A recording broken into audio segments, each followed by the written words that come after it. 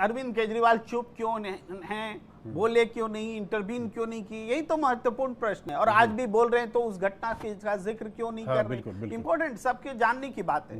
देखिए, अरविंद केजरीवाल को जमानत क्यों मिली है?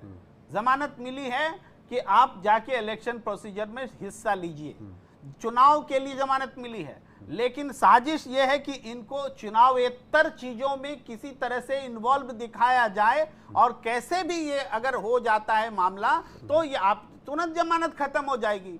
तो ये साजिश है। अब इस साजिश का प्लांट कौन हो सकता है? कोई भी हो सकता है। आपदा में अक्सर भी देखा जाता है। सुन लीजिए, घटनाएं घटती है, उसके बाद से भी चीजें होती हैं, कैसे हुआ, क्यों हुआ। लेकिन अरविंद केजरीवाल का अपने आप को बचाव करना, इस मामले से दूर रखना, ये बड़े गोल के लिए जरूरी है कि हम चुनाव लड़ने आए हैं, हम उलझुल मामलों में फंसने नहीं आए हैं। इसीलिए अरविंद केजरीवाल चुप हैं। दूसरा बात है पॉलिटिकल जो उन्होंने रखी है बात, निश्चित रूप से आप एक एक करके सारे लोगों को जेल भेज रहे हैं। अदालत भी महसूस कर रही है कि चुनाव के समय में नेता को बाहर होना चाहिए, तभी जमानत दे रही है। और एकदम आचार संहिता लागू होने के बाद में जेल भेजा गया, तो वो कह रहे हैं कि भाई हम आते हैं, तुम जेल भेजना है तो भेज दो। रामकृपाल जी सही कह रहे हैं कि भाई बीजेपी थोड़े जेल भेजती है। मैं उसका जवाब देता हूं, भाई मैं जांच एजेंसियां केवल विपक्ष के ही घर में जाती हैं, बीजेपी थोड़े भेजती है। लेकिन जब सत्ताधारी दल का कोई, नरेंद्र सिंह तोमर का मैं उदाहरण दे रहा था, कभी गई क्या ईडी आज तक? कभी आईटी गई क्या? क्या कोई सीबीआई जांच हुई क्या?